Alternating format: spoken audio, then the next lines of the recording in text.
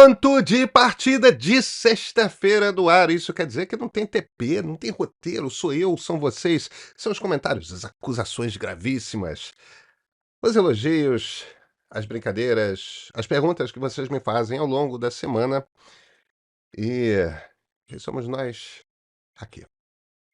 Eu queria começar com porque esse comentário, quando eu li assim, é engraçado que raramente as pessoas fazem. Não é que não é que a coisa que essa pessoa está falando seja rara, mas raramente me dizem esse tipo de coisa com tanta contundência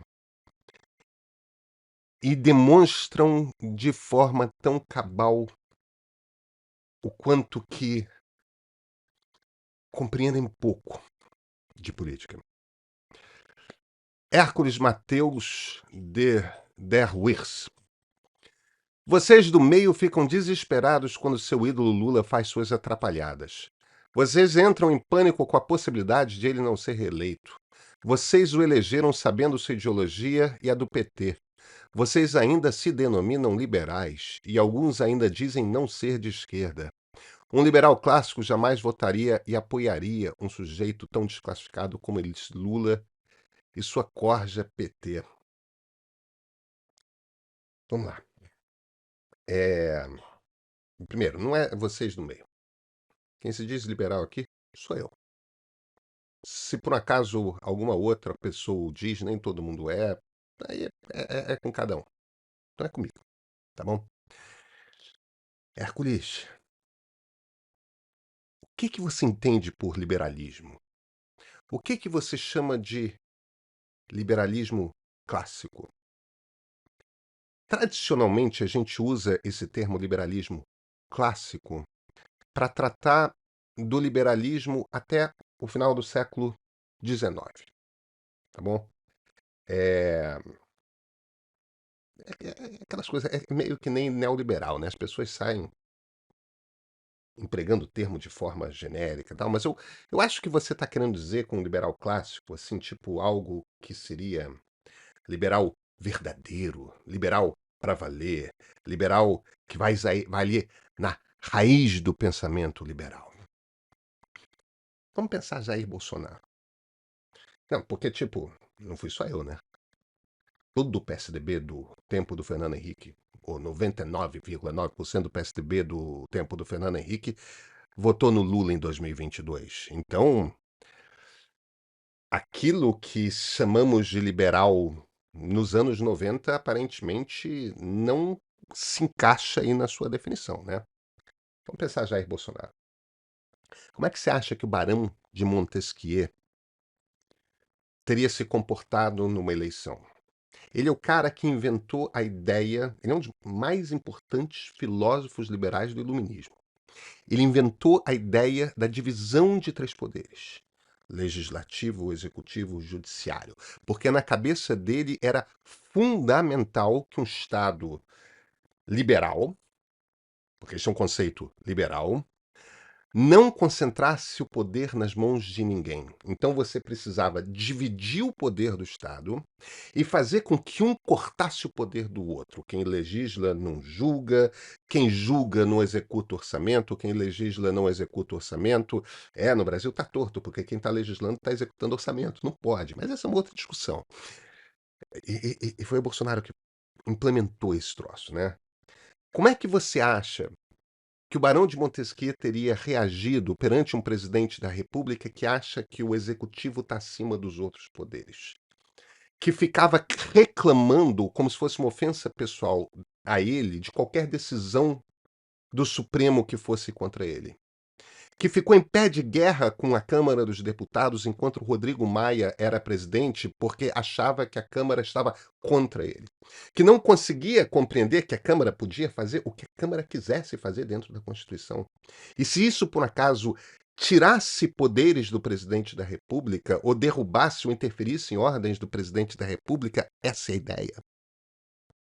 Você acha que o Barão de Montesquieu, que eu acho que a gente pode chamar de um liberal clássico, você acha que o Barão de Montesquieu se comportaria como na eleição de 2022? Adam Smith. A gente pode chamar Adam Smith de um liberal clássico, porque o Smith, que escreveu muito mais sobre a necessidade de comportamento ético, necessidade de comportamento moral, necessidade. Muito mais sobre isso do que ele escreveu sobre economia a vida toda. Ele é o pai da economia, é o inventor da ciência econômica, e, no entanto, vale a pena ler A Riqueza das Nações, tá? Mas vale ler também, e muito, o que ele tem a falar a respeito de moralidade. Entendeu? Da necessidade de um comportamento. Ele partia do princípio de que em cada transação haveria um comportamento ético, que as pessoas deveriam se portar. Ele partia do princípio de que numa sociedade as pessoas em geral tendem a se comportar de forma ética, de forma moral, de forma a respeitar os outros, de forma a respeitar. Sabe, a ideia, inclusive, de que existem pessoas que terão divergências e está tudo bem ter divergências. Você acha que Adam Smith votaria em Jair Bolsonaro?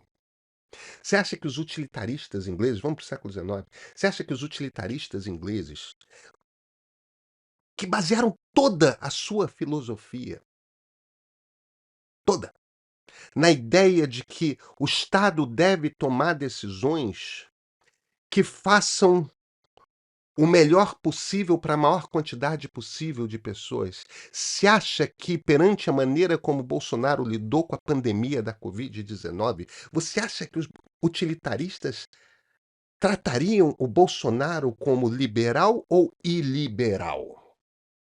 Como é que você acha que todos os utilitaristas, então vamos começar pelo Bentham, como é que você acha que eles. O que você acha que eles pensariam sobre Jair Bolsonaro? Me diz, tipo, na boa, me diz o que eles pensariam sobre Jair Bolsonaro. Jair Bolsonaro não governou tentando fazer o melhor possível para a maior quantidade de pessoas. Voltou a ter fome no Brasil no governo Jair Bolsonaro. Ele governava para o seu grupo, e dane-se quem pensa diferente. Essa era a lógica, esse é o modus operandi de Jair Bolsonaro. John Stuart Mill. John Stuart Mill escreveu o livro mais importante do liberalismo do século XIX, um livro chamado Sobre a Liberdade. Talvez o livro mais importante, essa é a minha opinião, outros podem discordar, talvez o livro mais importante da história do liberalismo, On Liberty. John Stuart Mill foi um dos primeiros e um dos mais incansáveis homens a lutar por direitos de mulheres. De que mulheres deveriam ter acesso ao mesmo tipo de educação que homens. Que mulheres deveriam ter direito e acesso ao mesmo tipo de dever e obrigação que homens tinham. Que mulheres deveriam ser tratadas numa sociedade no mesmo nível que homens. Que era uma absurda ideia de que mulheres não pudessem votar. Que era um absurdo a ideia de que mulheres não pudessem atuar nas artes, nas ciências, nas profissões todas, em pé de igualdade com homens, porque no século XIX, na Inglaterra vitoriana, não dava. Como é que você acha que John Stuart Mill agiria perante Jair Bolsonaro? O que diabos você acha que liberalismo clássico é, cara? Por que você acha que tanto liberal votou em Lula? Porque no segundo turno de 2022 não tinha escolha. Do outro lado estava um candidato que é a essência do iliberalismo. Às vezes a gente pode. Putz, eu não gosto de nenhum desses dois candidatos. É. Porque, na boa, é um direito votar nulo. Você pode votar nulo, você pode votar em branco. Agora, quando você não gosta de nenhum dos candidatos, porque essa é uma possibilidade, e muita gente encarou 2022 como uma eleição em que eu não gosto de nenhum dos candidatos. Agora, quando você não gosta de nenhum dos dois candidatos e, no entanto, um deles representa a antítese de todos os seus valores, e Jair Bolsonaro representava a antítese de todos os valores liberais, não tem o que fazer. Você não vai votar em alguém que é contra o cerne do que forma uma democracia liberal. Você acha que Viktor Orbán, um dos heróis do Bolsonaro, chama o regime dele na Hungria de democracia iliberal? Por quê? Porque ele é iliberal, como Jair Bolsonaro é iliberal. Então, desculpa, você tem essa opinião esdrúxula porque você não tem a mais vaga ideia do que liberalismo é. Você não está sozinho, tá? Uma quantidade imensa de brasileiros que acham que falam de liberalismo, que às vezes se consideram liberais, não sabem o que é. Faz um favor, pega a sua rede social favorita, Livres, procura a turma do Livres. Eles fazem um baita trabalho de educação a respeito do que liberalismo é. Vai lá, começa a ler, começa a ver os vídeos, como você gostar. Entendeu? Faz uns cursos, vai nas palestras. Pelo menos para você tratar, de repente você pode chegar de conclusão de que, opa, eu que não sou liberal. Tudo bem, acontece, não tem problema. Você pode ser conservador, você pode ser reacionário, você pode ser de esquerda. É só que para um liberal o voto era bem óbvio em 2022. Eu sou Pedro Doria, editor do Meio. Gente, a gente tem uma edição de sábado super especial. Psicodélicos e medicina. A gente não fala o suficiente sobre o uso de substâncias que são encaradas com imenso preconceito na sociedade, eh, e os efeitos que elas têm no cérebro. A gente vê drogas, às vezes, como uma coisa que traz um monte de malefícios e não percebe que, olha, na verdade, mexem com a plasticidade do cérebro e, às vezes, de forma positiva. Então, se você for se tornar agora assinante premium do Meio, você vai ler uma baita de uma reportagem sobre isso, sobre a experiência psicodélica. A experiência psicodélica na ciência e a experiência psicodélica assim como ela é. Sim, porque um dos nossos jornalistas viveu. Agora, além disso, se você está super interessado em inteligência artificial e ainda não sabe como entrar, ou a coisa te assusta um pouco, tipo, tecnologia não é muito a minha praia, tudo mais. A gente está com um especial que todo assinante premium pode baixar, um PDF, tem versão para celular, tem versão para computador e tablet, que é um especial em que você vai ter um panorama do que a inteligência artificial é, você vai conhecer as principais ferramentas que você pode começar a usar agora, e você vai ter uma boa noção de como entrar nessa outra experiência que talvez não seja tão psicodélica assim, assim no meio, falando sério. Além do que, alguém precisa, alguém precisa trabalhar no processo de trazer informação que não que esteja despreendida dos grupos políticos, sabe? E a gente faz isso. A gente realmente faz isso. E eu acho que tem comentários o suficientes aqui nesses vídeos mesmo, dizendo seu esquerdista, seu bolsonarista, para vocês perceberem que a gente faz isso. E esse é o ponto de partida de sexta-feira.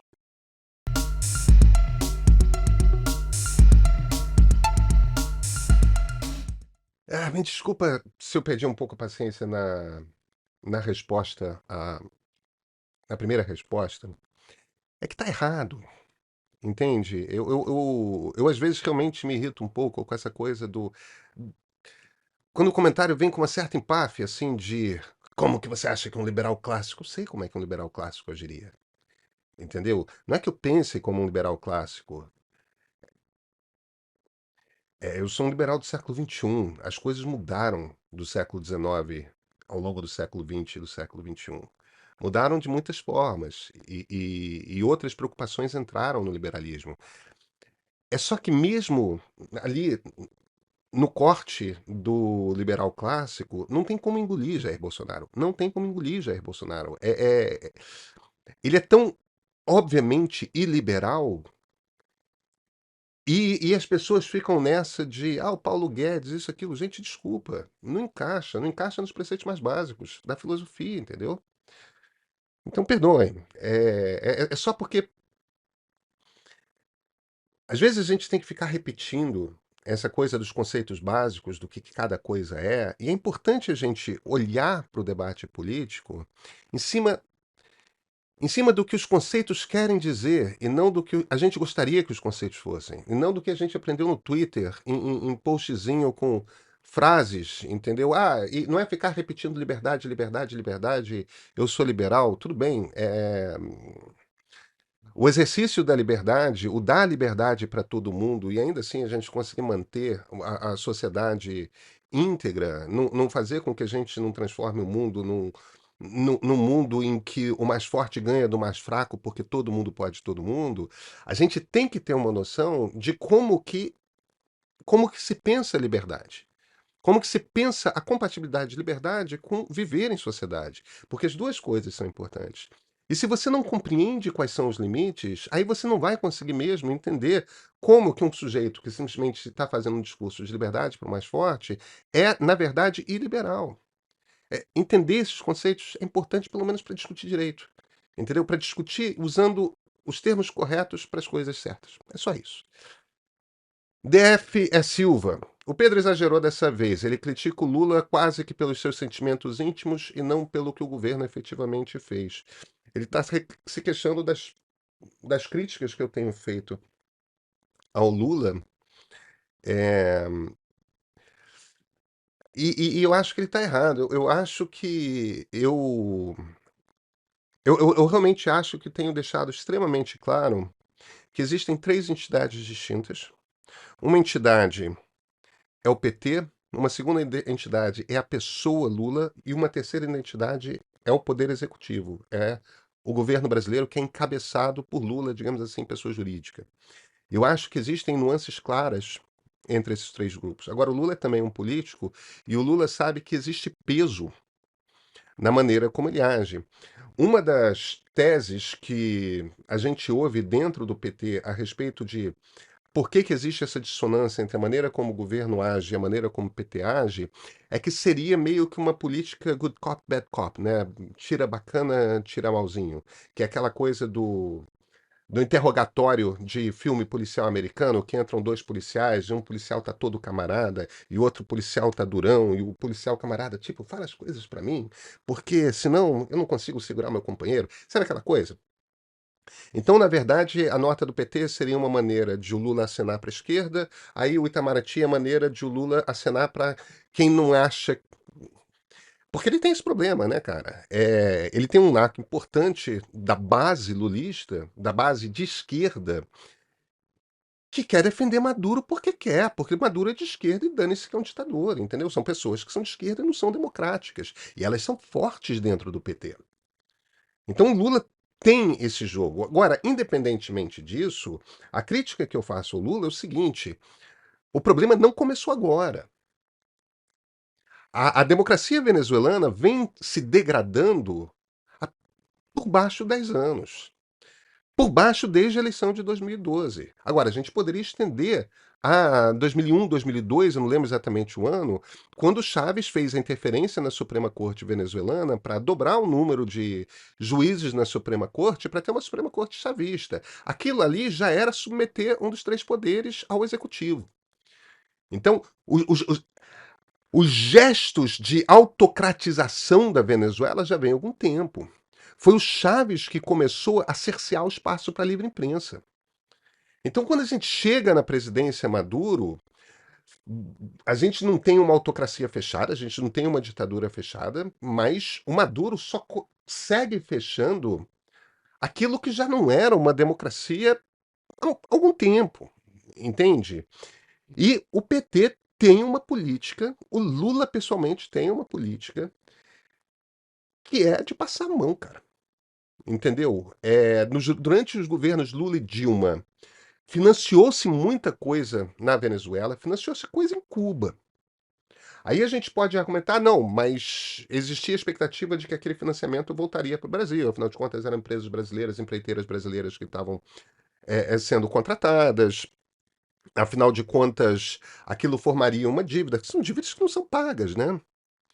E que talvez a gente pudesse prever que não fossem pagas. É evidente que existe uma excessiva boa vontade do Lula pessoalmente com ditaduras como a de Cuba e como da Venezuela e como da Nicarágua. Entendeu? É evidente que tem. A Nicarágua agora rompeu por parte deles, né? E o Itamaraty quase que está celebrando o fato de que a Nicarágua expulsou o embaixador brasileiro lá, porque assim pode dizer: olha, tá vendo? Nós também expulsamos o embaixador nicaragüense e tal, mas enfim, isso foi uma decisão do Daniel Ortega. O Daniel Ortega deu um presente para o Itamaraty. O ponto aqui que eu estou fazendo é o seguinte: nesse mandato, o Lula trabalhou duro para legitimar Nicolás Maduro, entendeu? Trouxe para o Mercosul, tentou enfiar o Maduro no Mercosul, a Venezuela no Mercosul de tudo quanto é jeito. Fez discurso, que são discursos vergonhosos, né? Não, que democracia relativa. Cara, como assim? O ponto aqui é o seguinte: para alguém que é de esquerda, para alguém que, mesmo reconhecendo, entendeu, mesmo reconhecendo que a democracia venezuelana não existe, para alguém que é de esquerda, sempre bate aquela coisa assim um pouco.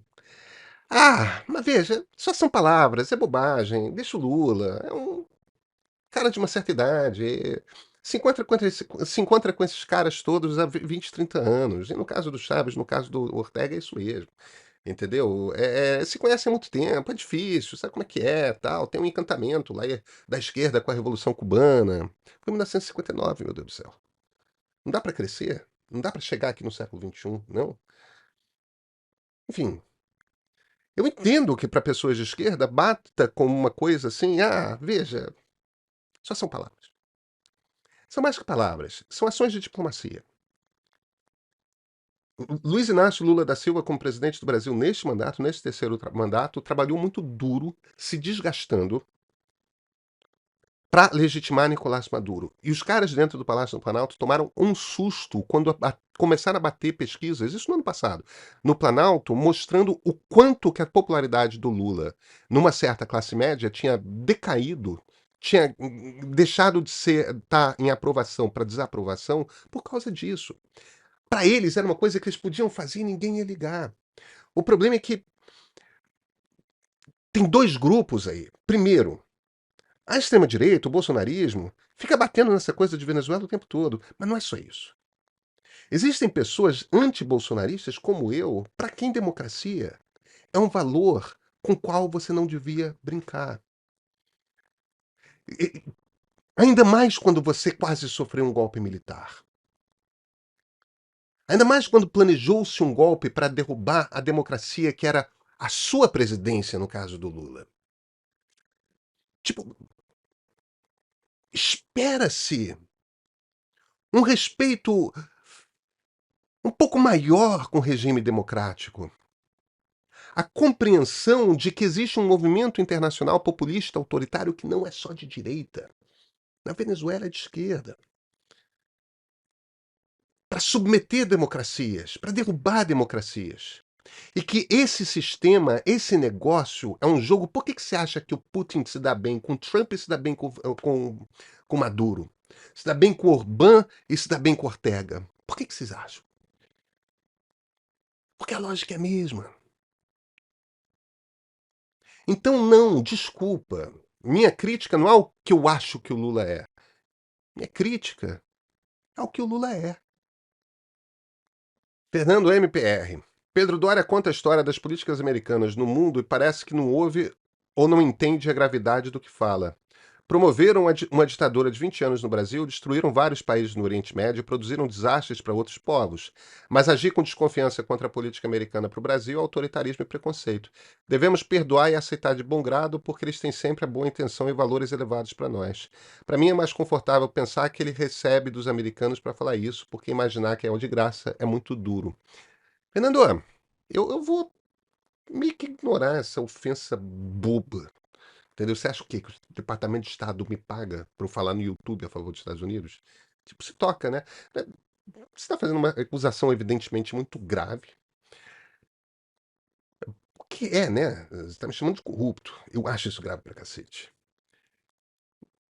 Mas ao mesmo tempo, você é um cara na internet, né? Você é um cara na internet que a internet tem essa impunidade que as pessoas podem falar as coisas mais absurdas, podem falar as coisas mais estúpidas e tem impunidade. Eu sou zero, eu sou um conjunto de bits e de bytes.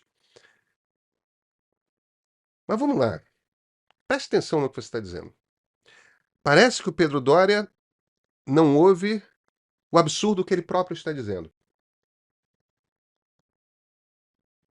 Eu escrevi o texto, tá? Esse ponto de partida aqui não tem teleprompter, não tem roteiro. Os outros têm. Você acha que eu escrevi algo que era meu, que era meu inconsciente transmitindo e na verdade eu não estava percebendo o que eu estava falando? Os Estados Unidos ajudaram a incentivar o golpe militar de 1964. Existe uma operação que é a Operação Brother Sun, que bota um porta-aviões americano próximo do Brasil para caso os militares brasileiros precisassem de ajuda. Não precisaram nenhuma, João Goulart se entregou, foi embora. Eu acho que ele tinha que resistir, essa é uma outra discussão, entendeu? Acho que o Jango foi super frouxo na maneira. Enfim, não quero entrar nessa polêmica. O ponto é, essencialmente, que o aval americano foi importante, porque o governo Johnson acreditava na teoria do dominó. O que eu falei ali, naquele vídeo, é só. E aí, cara, é para quem quer ouvir, não é para quem não quer ouvir.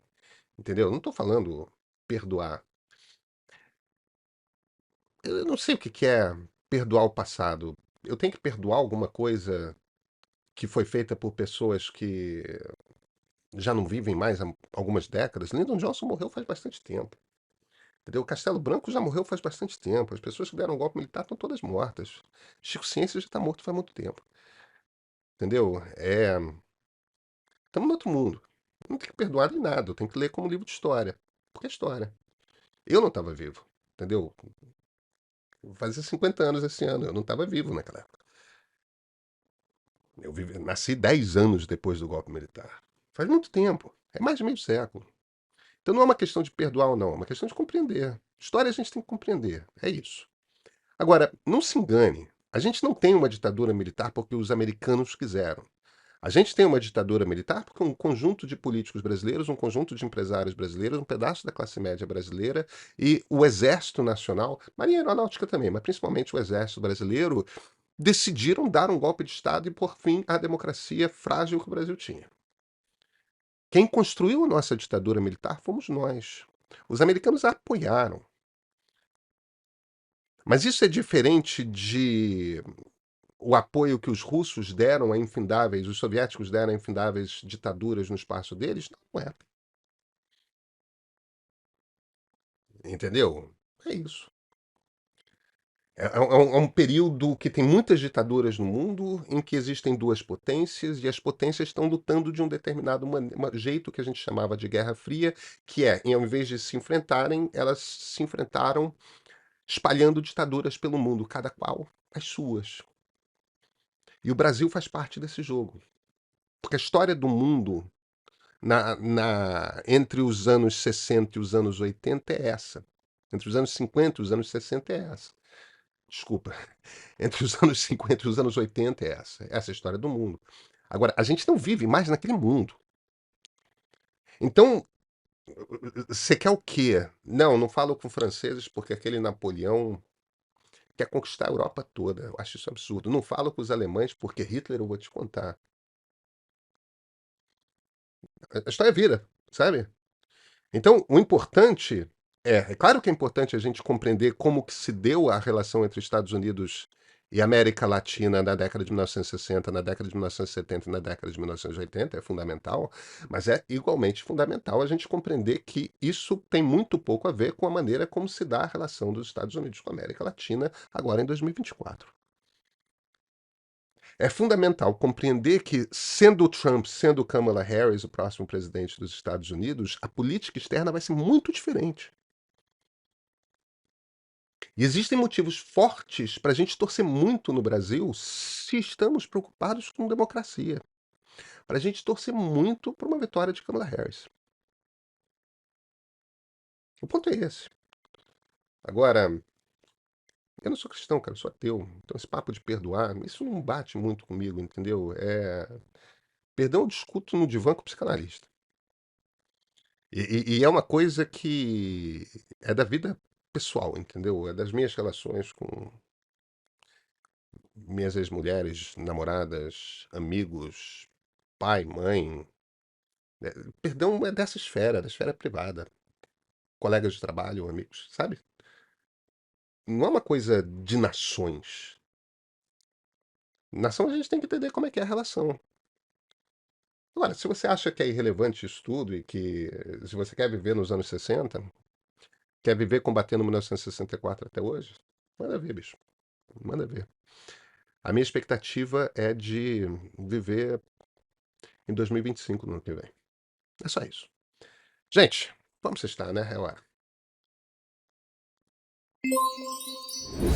Existem os leitores do meio, os fãs do meio e os pioneiros do meio. Estes últimos não foram os primeiros a chegar, mas têm um lugar especial no nosso coração.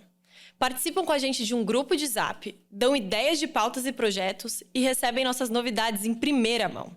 E cá entre nós é muito fácil participar dele. Entre em nossa página de pioneiros e use seu link especial para convidar 5 amigos para conhecer o meio. Eles aceitando o convite pronto, você já é um pioneiro. E sem falar dos brindes. Quanto mais gente você trouxer para o meio, mais brindes você ganha. Tem adesivo, camiseta, caneca, moletom. Seja um pioneiro, ajude o meio a crescer, ganhe brindes e venha conversar com pessoas inteligentes e de bom gosto como você.